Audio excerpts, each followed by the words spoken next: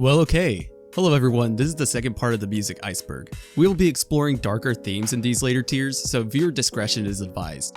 I will be taking out any excessively violent or racially discriminatory topics, so if you want the full uncut Iceberg, I will provide the link in the description below so you can do some further reading yourself.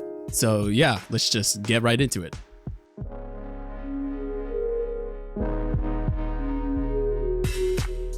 Cigarettes and Valentines. This is an unreleased studio album by American rock band Green Day. Following up to Warning, the album in 2003 was nearly finished before being stolen from the band's studio. Instead of re-recording the album, the band instead started a whole new album, which led to the creation of American Idiot. The band actually ended up recovering the album, though we're still yet to receive an official release of the album's songs, most being reworked into other songs released later on. Johnny Ace's death. In December of 1954, Johnny Ace, a rhythm and blues singer, was playing with a .32 caliber revolver, which is apparently something he often did according to members of his band. Reported by Thornton's bass player, he was drinking and waving his pistol around, and someone told him to be careful with the pistol. Johnny infamously said, "It's okay, gun's not loaded, see?" before pointing the gun at himself and inflicting a gunshot to his face. It's been speculated he was playing Russian roulette, though this has been refuted several times. Altamont Free Concert. The Altamont Speedway Free Festival was a counterculture rock concert in the United States held on Saturday, December 6, 1969 at the Altamont Speedway outside of Tracy, California. I wonder how that went wrong. Anyways, approximately 300,000 attended the concert, and it was anticipated to be a Woodstock West. The event is remembered for considerable violence, including the stabbing death of Meredith Hunter and 3 accidental deaths.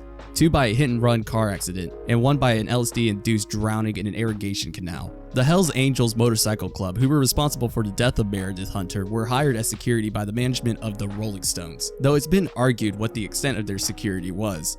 What is confirmed is that they were paid $500 worth of beer to attend. Anyways, the Altamont came to be viewed as the end of the hippie era. The Rolling Stones stated in their January 21st, 1970 issue that Altamont was the product of diabolical egotism, hype, ineptitude, money manipulation, and at base, a fundamental lack of concern for humanity. Kurt Cobain Ren and Stimpy theme.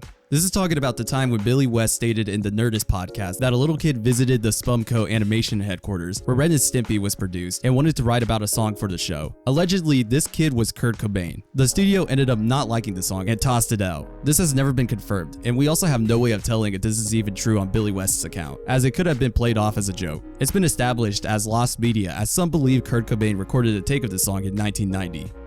You're Pitiful. This is a song that was written by Weird Al Yankovic, which was a parody of You're Beautiful by James Blunt. After being announced with his album Straight Outta Linwood, apparently Atlantic Records, Blunt's record company, requested that Yankovic and his record company postpone the release of the song. It's said that they wanted them to sit on the release of the parody as they felt that it was too early in Blunt's career, and focusing too much on Blunt's song would lead to the perception of Blunt to be a one-hit wonder. After telling Yankovic that they'd let him know when the time was right to release the parody, they later told him that the right time was never. This was the first time Yankovic was denied approval for a parody from a record label, as typically it was the artist that would deny approval, since record labels actually generate revenue from the royalties made from the parody. Yankovic's label could technically release the parody without the label's blessing, but his label didn't want to go to war with another label over it. Yankovic concluded that the issue was more of a political matter than a legal matter. Since Blunt approved of the song yet the label didn't, Yankovic proceeded to upload the song as a digital download on the internet, stating that since it's a bunch of suits, he absolutely had no problem with it. Also, is it just me, or do any of you guys remember his name being pronounced as Yankovic or spelled as Yankovic? Because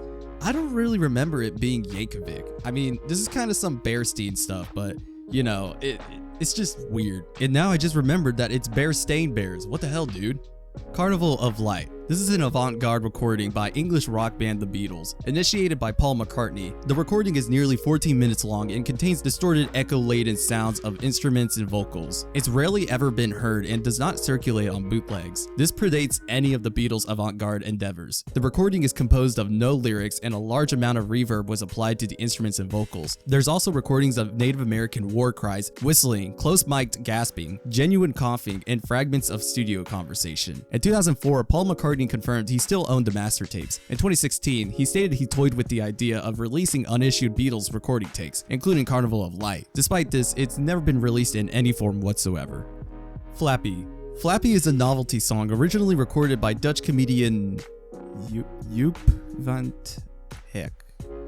Oh god, I suck at this. In 1978, the lyrics describe a boy who is angry with his father for cooking their family's pet rabbit on Christmas. Because of the popularity of the song, there's been real-life cases of vandals breaking into rabbit cages around Christmas time. People would also adopt a rabbit as a pet around this time. Because of the intention was, for the most part, to recreate parts of the Flappy lyrics, the Dutch Animal Protection issued a statement in 2006 that people who wanted to adopt a rabbit would have to wait until January to adopt one. Adrian Brody's introduction to Sean Paul on SNL. Yeah, this is an awkward one. Brody was to host Saturday Night Live on May 10, 2003, and made the unfortunate mistake of creating an allegedly improvised skit that was quite offensive. Adrian Brody went on stage with faux dreadlocks and began to speak with a Jamaican accent, introducing Jamaican singer Sean Paul with a long statement that I will not repeat here because it is quite embarrassing. Many rumored that this was in fact not improvised, and Adrian Brody actually rehearsed this before it went live.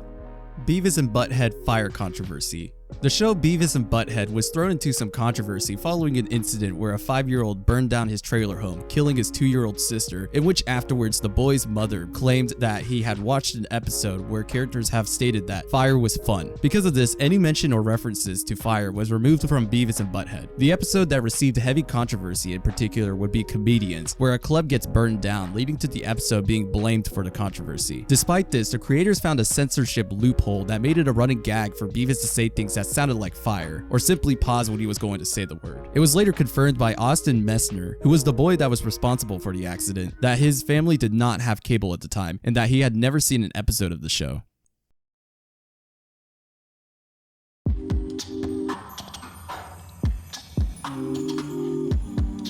Marvin Gaye's death.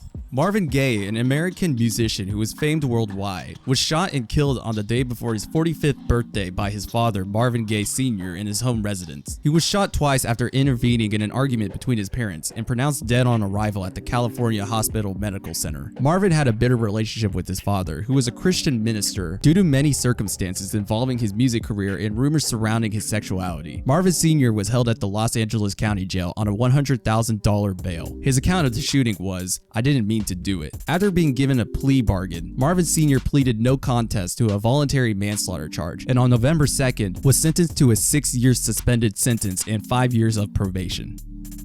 William Shatner's musical career. While William Shatner is most known for his role in Star Trek as James T. Kirk, he had also pursued a career in music as a recording and performing artist. His music has been described to be something akin to theatrical spoken word, mostly consisting of cover songs and poetry. His musicianship is often referred to be unorthodox. He made his debut in the scene with the release of the album The Transformed Man in 1968, filled with readings from classic plays and recitations of popular songs at the time. He's notable for jumping from singing to speaking, a technique he retained throughout his career. He also performed comedic musical performances as well as parodies too. Keith Richards snorted his dad's ashes. Yeah, so according to Keith Richards in an interview, he apparently snorted his father's ashes during a drug binge. Supposedly, this is a true story. When asked about what the strangest thing he ever snorted was, he replied, "My father. I snorted my father." His father, following his death, was cremated and, well, Keith Richards just snorted him up. There's not much more to it than that. Elvis's greatest shit. This is a bootleg recording of Elvis Presley in 1982 and is intended to showcase the worst recordings Presley made in his career. The recording was assembled to show that not even the king of rock and roll was capable of producing only critically acclaimed work. Most of its contents are outtakes from various Elvis Presley songs and recordings from film soundtracks. The album cover also featured Elvis Presley lying in a coffin. The album was produced in vinyl and eventually had been reissued as a CD. Fogerty vs. Fantasy Incorporated. Fogerty vs. Fantasy Incorporated was a U.S. Supreme Court case that addressed the standards governing awards of attorney's fees in copyright cases. After the disbandment of Creedence Clearwater Revival, John Fogerty went on to publish the song The Old Man Down the Road. The band's previous record label, Fantasy Records, sued Fogerty for copyright infringement as they owned the rights to Run Through the Jungle and believed The Old Man Down the Road was just the same song with different lyrics. Despite the district court ruling in Fogerty's favor, the Court of Appeals denied him attorney's fees as the court believed Fantasy's suit was not brought in bad faith nor was frivolous. This delves deeper into more legal territory, but essentially at the end, the Supreme Court held that the Court of Appeals was in the wrong for holding Fogerty to a more stringent standard than that applicable of a prevailing plaintiff. Chris Chan and the Hedgehog Boys. No. Basically, this is Chris Chan's cover band, in which all she does is play copyrighted music in the background, complete with lyrics, and proceeds to sing over the music with... I don't know. I just can't do it, man. Operation Nifty Package. You. Okay. In 1989, the United States Delta Force and Navy SEAL conducted a plan to capture Panamanian leader Manuel Noriega. Of the many psychological warfare tactics they've used to convince Noriega to surrender himself, they played deafening music. This includes I Fought the Law by The Clash, You Shook Me All Night Long by AC/DC, Welcome to the Jungle by Guns N' Roses, including Too Old to Rock and Roll by Jethro Tull. Aside from that, the US Army also blared chicken noises. So, yeah, I guess it worked because Noriega eventually did surrender. Clapton is God. Around the mid-60s, a meme referencing English guitarist Eric Clapton had been born, the phrase Clapton is God being sprayed on a wall in London. Clapton, initially flattered, was eventually embarrassed, as he didn't want to accept that he was the greatest guitar player in the world. Patrice Wilson. Patrice Wilson is a Nigerian-American record producer and songwriter, and co-founder of Arc Music Factory, where he produced the infamous song Friday by Rebecca Black. He also did songwriting and produced songs for younger artists. After the poor reception of Friday, there was speculation that he was exploiting young aspiring singers for attention. He denied this and went on to explain the purpose behind his company, essentially explaining that his company was created out of humble intentions. Other than that, he's just kind of the guy that produced Friday. Whamageddon. Whamageddon is a game that is played from the start of December to Christmas Eve, in which the players try to make it all the way through without hearing Last Christmas by Wham. If players hear the song, they must admit defeat by posting on their social media #Whamageddon to indicate that they have lost. The players can only listen to remixes and cover versions of the song, and it is a survival game, not a battle royale game. So while it's not against the rules, a player can still send the song to other players and make them lose, but it's not encouraged. Once a player loses, they are sent to Wham Holla. When a player is unexpectedly knocked out, this is considered a wham bush. It's just a simple social media game that got popular on Twitter. Moondog. Moondog is Lewis Thomas Harden, an American composer, musician, performer, music theoretician, poet, and inventor of music instruments. Blinded at age 16 due to an accident, he performed poetry on 6th Avenue of New York City, being known as the Viking of 6th Avenue because of his cloak and horned helmet. His musical influences range from jazz, classical, swing, rumba, modernism, and Renaissance music. He also invented several musical instruments, most notably the trimba, a percussion instrument he had invented in the late 1940s. Honestly, this guy was a very impressive individual. Like, he was blind and just made things. Like, he made an instrument, a percussion instrument, and a harp that made unique sounds that played deeply into his music. Like, that's freaking wicked, dude. Tutacoop Jazz. This is a musical group formed in the Republic of Upper Volta in the 1970s. The band played jazz and were also relatively popular at the time. The band consisted of Captain Thomas Sakara and his close friend Captain Blaise Compaoré. God, I hate these names, dude. On the guitar and microphone, respectively. On October 15th, 1987, Sakara was killed by Compaoré. Compaoré then succeeded him as president and ruled Burkina Faso for 27 years, before fleeing the country in 2014 due to an uprising largely inspired by Sankara's legacy.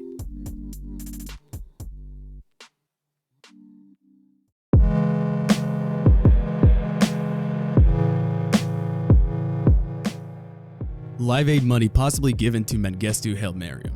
So it's speculated that the money generated by Live Aid was given to Mengistu Haile Mariam, former president of Ethiopia, and that the relief funds generated was being used to purchase firearms from the Soviet Union. Mengistu's government is estimated to have caused the deaths of 500 to 2 million Ethiopians, all mostly from the famine of 1983 to 1985. This is honestly such a huge, wild, controversial theory that I would recommend you check it out for yourself, because there are so many details in this theory that would take too long for me to cover without making this entry way too long for this video. Peg Leg Howell. Joshua Barnes Howell, also known as Peg Leg Howell, was one of the first artists of the Atlanta blues scene during the pre-war period to have made a recording, and as well as one of the first blues musicians to ever make a race record. He had only taken music seriously around his early 20s and taught himself how to play guitar at age 21. He worked on his dad's farm until 1916 when he got shot in the right leg by his brother-in-law and had to get a prosthetic leg. In 1926, following his release from prison from a bootlegging charge, he signed onto Columbia Records and produced New Prison Blues, which became the first country blues record to be issued through Columbia Records. He died at the age of 78 in 1966 due to chronic nervous disease. Bathory Yezebet.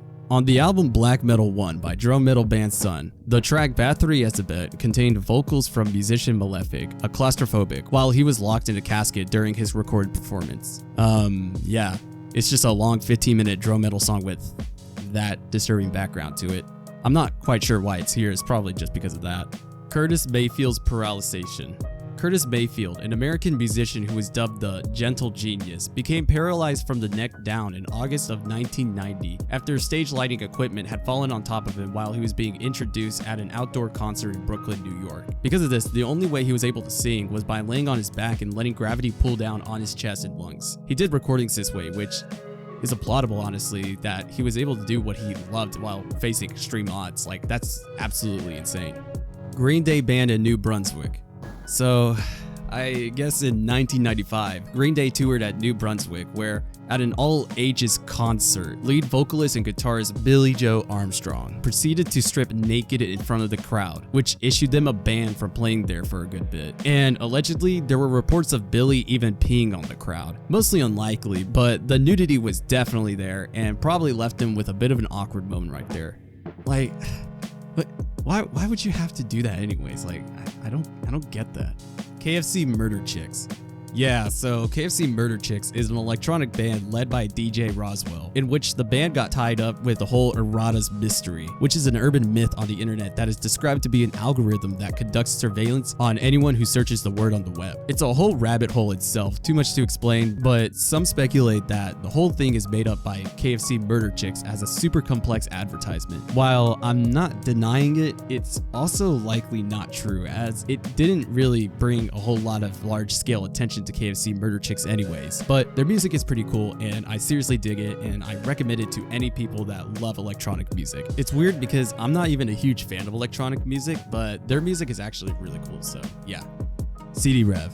CD Rev is a gangster rap group that is sponsored by the Chinese Communist Party. Their music is widely considered to be propaganda. The group claims to have been formed on the same day as the anniversary day of the founding of the People's Republic of China. Ironically, despite being gangster rap, they do show a lot of affection for law enforcement. They also draw inspiration from rap artists such as Eminem and Dr. Dre. Typically, their music insults Taiwan as well as Western journalists. Their music is widely praised by the Chinese Communist Party. Ironically, none of the members are actually party members, though 3 of them have actually come from military families. It's just so bizarre to hear about a communist gangster rap group. But actually, from their originating city, they actually do have an American-style rap scene going on there. Mike Edwards' death. Mike Edwards, member of the Electric Light Orchestra in the early years, was killed following a collision from a 1,300-pound hay bale rolling down a hillside on September 3, 2010. A court case in 2012 resulted in 2 defendants being found not guilty for the accident. Yeah, I don't know why this is exactly on the Iceberg, let alone this far down, but now you know. G.G. Allen. Kevin Michael G.G. Allen was an American punk rock musician and a deeply disturbed individual who was known for his highly controversial performances, where he committed self-defecation on stage and assault on audience members. He was dubbed by AllMusic as the most spectacular degenerate in rock and roll history. Despite promising to commit in front of a live audience, he instead died from a drug overdose in 1993, aged 36. Death of Chemistry. Chemistry was an English drum and bass DJ in the early 90s and went on to co-found the Metalheadz record label. At 2:30 a.m. on 25th of April 1999, she was a front seat passenger in a car on the road behind a van. The van had dislodged a cat's eye in the road, which the steel body flew back and crashed through the windscreen, hitting the DJ's head and killing her instantly. Again, not sure why this is really on the Iceberg, but I guess around this point, we're going to be talking about a lot of musicians' deaths. So yeah, it's just going to get darker here in the next layer. Behind the scenes of Maggot Brain. Maggot Brain is the 3rd studio album by funk rock band Funkadelic, published in July 1971. The album opens with a 10-minute track that features a spoken word monologue by band leader George Clinton, who speaks about the maggots in the mind of the universe. Allegedly, this 10-minute title track was recorded in a single take while Clinton was under the influence of LSD. Clinton also told guitarist Eddie Hazel to play as if he had been told his mother was dead. The track has been described to be mind-melting and lengthy.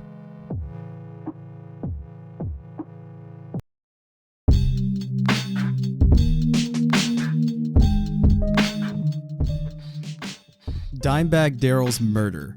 On December 8, 2004, a mass shooting at the Arosa Villa nightclub took place in Columbus, Ohio, in which Dimebag Darrell, aka Darrell Lance Abbott, was the prime target of the shooting. Along with him, 3 other individuals were fatally shot, and 3 more were wounded in the shooting. The perpetrator was a deeply disturbed Nathan Miles Gale, who was diagnosed with paranoid schizophrenia a year prior after being discharged from the United States Marine Corps. A funeral was held for Darrell, and tributes were made for the musician for his contributions to heavy metal by other big-time metal artists. Honestly, one of the most depressing things I can think of whenever I think of anything in the world is the life of an artist being taken away. Just all that potential is just gone because just a selfish individual just takes their life. It's awful.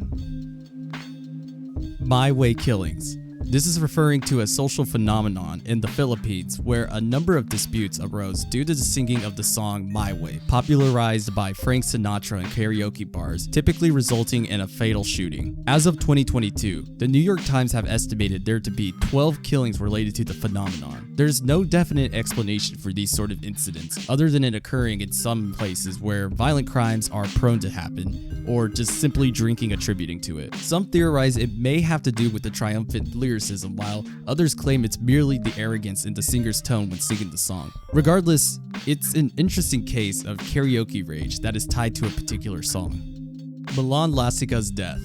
Following a concert in Bratislava, Slavic humorist, actor, and singer Milan Lasika fainted at the very end of the concert. Any attempts to resuscitate the musician were unsuccessful, and he passed away at the age of 81 due to heart failure. Honestly, that is such an impressive age to continue on your career, but at that age, I think anyone would have to retire from performing at concerts, as that would take such a heavy toll on your own physical being. It's very unfortunate, but at least he died doing what he loved.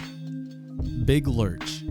Antron Singleton, aka stage name Big Lurch, is a former rapper and convicted murderer. On April 10, 2002, he murdered his 21-year-old roommate, Tynesha Isais, and devoured parts of her. On November 7, 2003, he was sentenced to life in prison without possibility of parole. His plea of not guilty by reason of insanity was denied because his intoxicated state at the time of the incident, induced by PCP, and the claimed insanity were deemed unsatisfactory reasons for committing such a heinous crime. It was argued that drug intoxication cannot be used as grounds for an insanity plea in California. It's just absolutely insane how much drugs can affect your brain, to the point where you will eat a person. I can't imagine ever being put in such a state like that. Karen Carpenter's death. Karen Ann Carpenter was an American singer and drummer, and unfortunately, a deep struggler with anorexia. Obsessing over her figure, she desperately went about maintaining a lower and lower rate, which dismayed fans. On February 4th, 1983, she fainted at her parents' home in Downey early in the morning. According to paramedics, her heart beated once every 10 seconds. After being rushed to the hospital, she was pronounced dead at 9:51 a.m. She was 32 years old at the time of her passing. Peanut Butter Jelly Time Guy's death. Yikes, yeah, this meme has a very depressing story. So, one of the singers of the Buckwheat Boys, Jermaine Fuller, got into an altercation with a Las Vegas police officer in 2002. It led to Fuller shooting the police officer in the chest and the head, who surprisingly and thankfully recovered. Fuller retreated to an apartment and attempted to take 2 hostages, but when unsuccessful, locked himself in the bathroom. He had told local television news outlets that he had a very famous relative. This famous relative was later confirmed to be his brother-in-law, Snoop Dogg. Unfortunately, when the police entered the bathroom, they found Fuller had died by... Tiny Tim's death. So many deaths, dude. On September 28th, 1996, Tiny Tim suffered a heart attack at a ukulele festival. After being transported to the hospital, he was given medical advice to not perform again due to his diabetic and heart conditions. He ignored the doctor's advice, and on November 30th of that same year, during the end of his performance at a gala benefit hosted by the Women's Club of Minneapolis, Tiny Tim suffered a heart attack. After announcing to his wife that he was not feeling alright, he eventually collapsed and never regained consciousness. He unfortunately passed away at 11:20 p.m. on that same day. Norwegian black metal church burnings. Yeah, so there's been reportedly a wave of church burnings in Norway during the 1990s Norwegian black metal scene. Starting back in 1992, members of the scene began attacking Christian churches by committing arson. By 1996, there had been apparently at least 50 attacks in Norway, all being confirmed to be done by members of the black metal scene. The first instance is of Varg Vikernes of Burzum, if that's how you even pronounce it, who burned down the Fantoft Stave Church. The band had used a photograph of the church as the cover of their EP, Ask. Some musicians of the scene today still praise the church burnings, while others saw it as just a way for some members to be accepted by the scene. Mayhem. Mayhem is a Norwegian black metal band formed in 1984. They are infamously known for their notorious live performances, as well as their connection to the church burnings, and even having connections to a murder. There's so much history here with such messed up details, I don't even know what to summarize. Essentially, they formed this image of being the most controversial black metal band, with even one of the band members glorifying the singer's death. They started off doing cover songs of metal songs before recording their own music and playing at concerts. Members have come and gone throughout the years, mostly due to death threats from other band members, and the band is still active to this day. Rap.mp3. So this is a bit of an urban myth that's honestly super complicated to explain really, because nobody really knows what rap.mp3 is. So some theories go that rap.mp3 is an alleged rap song that serves as a type of sigil called a Memphis rap sigil. A Memphis rap sigil, from what I've gathered, is a phenomenon which worships 8 tracks that had properties of horrorcore Memphis hip hop. This includes murdering someone, recording it, and then using that recording to be used in a rap song. Honestly, I mean, it would be so complicated to explain this because I couldn't even find proper research for this entry. I mean, it's honestly something that deserves its own video, and another YouTuber, Tuv, actually did a really good video for it, so I recommend you guys go look out for his video on it, because I honestly can't explain it any better than he did. But essentially, rap.mp3 is just some urban myth that circulates around this sort of, I guess, scene of horrorcore hip hop. And yeah, it's just, there's some rumors that say, oh, it's a song with a murder in the background that's being sampled, or another that has like, you know, the origins come from a dead kid's phone. I don't know. I mean, it's so weird, and you know, it demands like its own research. And I honestly didn't really put that much effort into researching this one, as there wasn't so much coverage on it like the rest of these entries. So yeah, I just recommend watching the video that I recommended. Taylor Mitchell's death. Taylor Mitchell was a Canadian country folk singer from Toronto. As an environmentalist, she enjoyed going on walks through nature. Unfortunately, she was stalked by some coyotes. It was discovered by some hitchhikers with bite marks all over her body. One of the coyotes was notable for exhibiting great confidence and arrogance, and only ran away after being shot at by a police officer. When taken to the hospital, she unfortunately passed away due to blood loss. She was 19 years old at the time of her passing.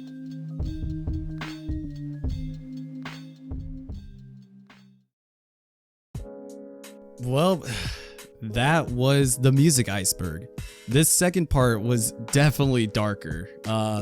So I hope you guys aren't too incredibly bummed out at this point, but I just want to thank you guys for watching this far, first and foremost, because it means so much to me that you guys are watching, liking, commenting. But going back on topic, in terms of how this iceberg was like, I feel like I couldn't tell what the order was going by, because you went from the most well-known stuff to the more unknown stuff in the first half, and then it just went straight to like darker and darker themes by the second half. So I don't really know where this was going, because you had like Whamageddon right next to like a musician's death, and that's kind of a problem with a lot of these icebergs. I mean, let me know what you guys think in the comments, because I personally, after explaining this iceberg, don't really know how I feel about it, but it was, you know, a good time to do some research, and I honestly think that I will do some further reading in more of these subjects because it was very interesting. And speaking of icebergs, I don't know if I'm going to be doing another iceberg or if I'm just going to be doing some other stuff that I feel like are more interesting, mostly because all this iceberg stuff takes a while to make, and there's just other stuff that I kind of just want to talk about with you guys. So yeah, be sure to subscribe and stay tuned, and yeah, I will see you guys later. Bye.